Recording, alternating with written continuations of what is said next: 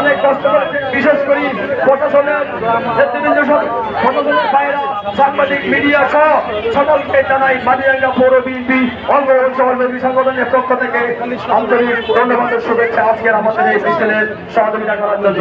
পাশাপাশি আবারও মা ও বোনেরা অনেক কষ্ট করেছেন, আপনাদের প্রতি আবারও ক্ষমা প্রার্থী। 16 তারিখে আপনাদের মূল্যবান ভোট দিয়ে বিএনপিকে জয়যুক্ত করবেন এই বলে আমি আমার সংক্ষিপ্ত বক্তব্য এখানে শেষ করছি। খোদা হাফেজ। বাংলাদেশ জিন্দাবাদ, হুজুর ভাই জিন্দাবাদ। সকলকে ধন্যবাদ। আজকে সমাবেশ এখানে সমাপ্ত করা হলো। ধন্যবাদ।